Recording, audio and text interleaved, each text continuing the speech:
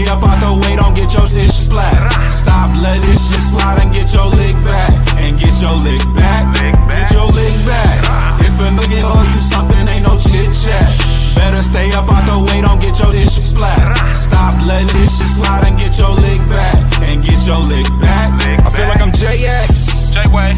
I'm a perfectionist. Adderall got me restless. I'm gone.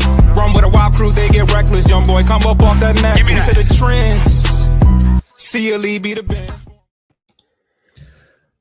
Good evening, and welcome to another episode of Corner to Copa.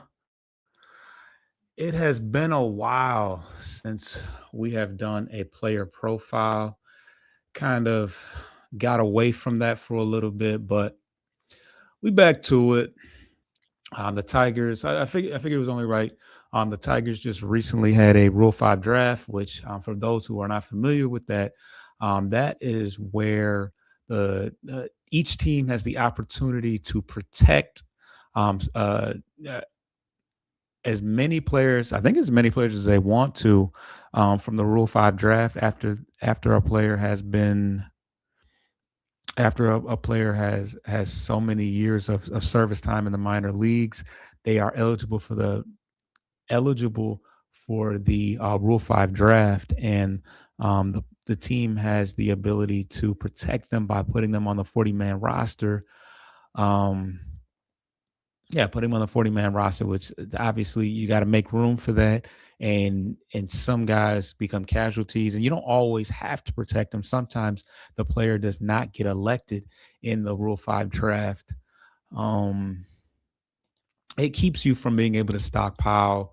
It keeps you from being able to stockpile all your prospects and stashing them in the minor leagues for a long period of time. Like I said, there's a chance that your player will not get picked in that Rule 5 draft because the team that picks them up has to keep them on the 40-man roster for the entire year. Otherwise, they go back. Otherwise, they go back to the team that they were pulled from.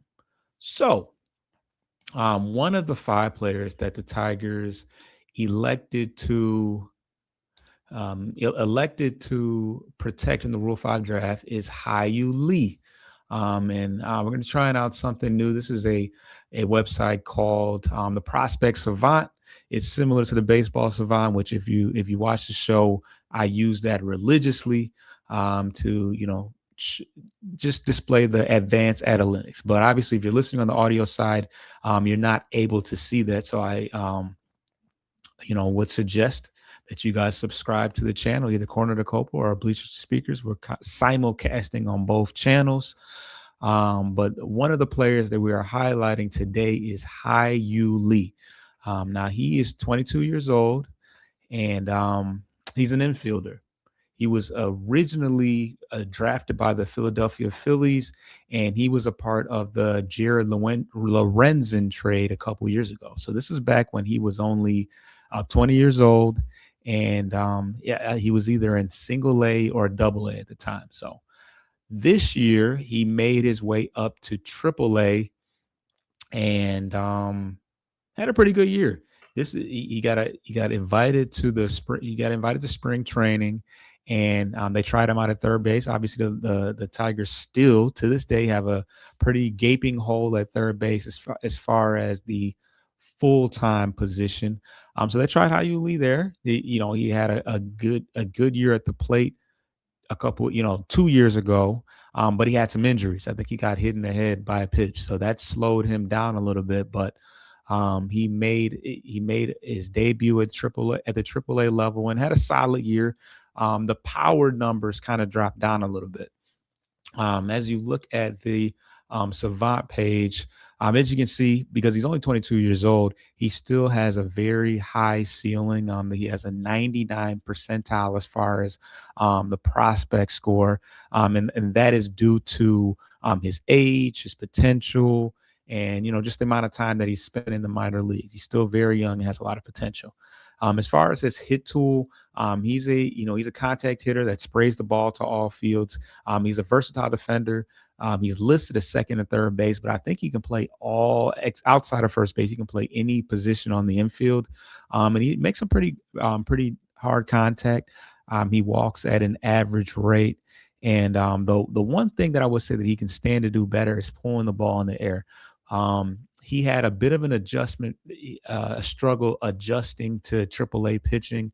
And like I said, he didn't hit for as much power this year, but pretty athletic guy, good speed. He can run the bases, and um, I think that he is going to going into this year. I think that he's going to be a utility player that can play all over the infield. I think he starts the year in AAA, but I think that he essentially is the predecessor to Andy Ibanez. Obviously, Andy Ibanez played third this past year. He played second base. He also played some first. Similar build as well. I bet Ibanez is a little bit bigger, but not very tall. Um, Ibanez played pretty good first base, but Lee is I think he can play shortstop as well, but mostly second and third base. Um, yeah, let's pull up. Okay, let's pull up his stats from last year. I think you pretty much get the gist of things. You look at a spray chart.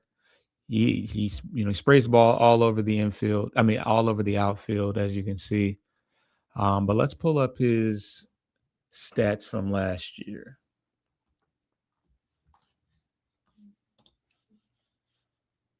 Appreciate everybody for tuning in. Oh boy. So last year in Erie, make sure you guys, yeah. So last year in Erie, he only played in 87 games. So a little over half the games that he played in last year. Um, and as you can see, he hit 12 home runs and 56 RBIs. So he almost matched that in half the time last year.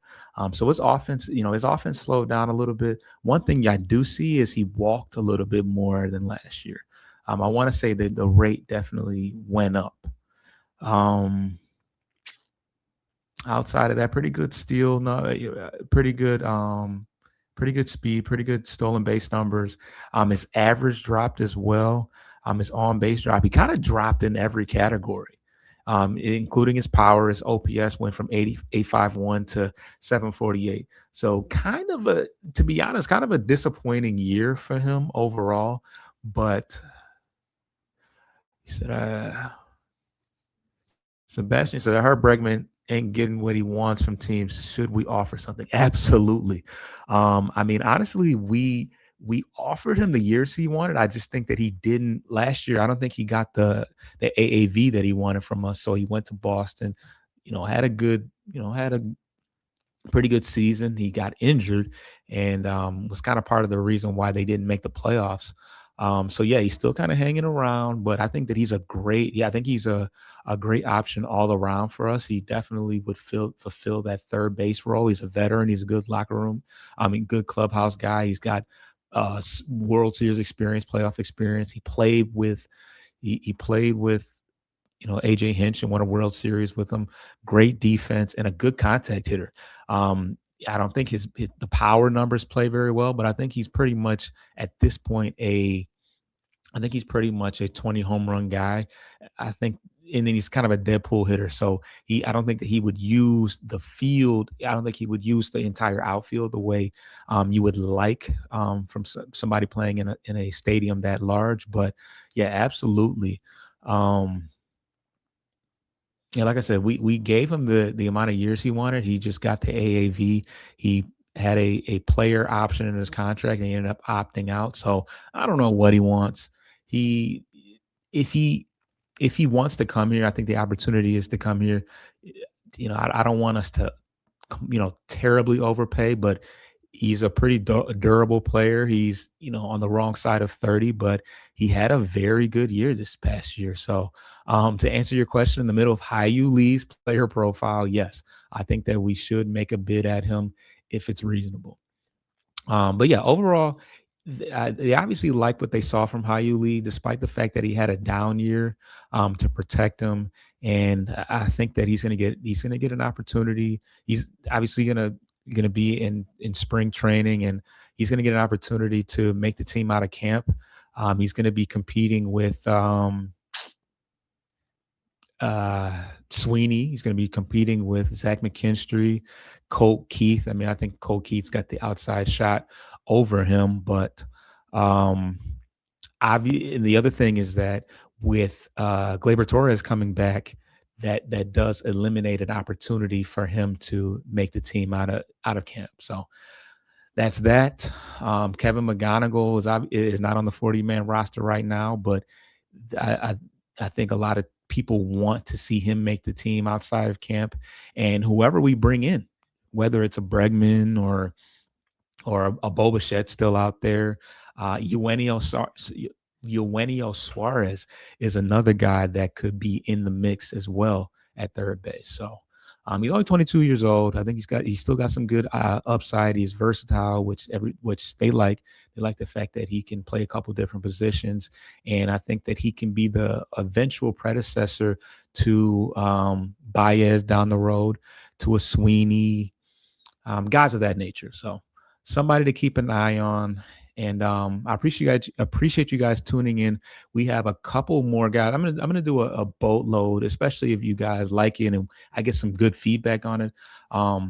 We got a boatload of player profiles coming up, and we got a couple other guys that we protected in the Rule 5 draft. So I'm definitely gonna do profiles for them. So please subscribe to the channel, and I appreciate any feedback that you guys have regarding players that you want to see profiled, or just any general opinions you have about the Tigers and who we should go after, and things of that nature. So stay tuned. We'll be back real soon. Me and Coach should have another show, another full-length show. We got some signings.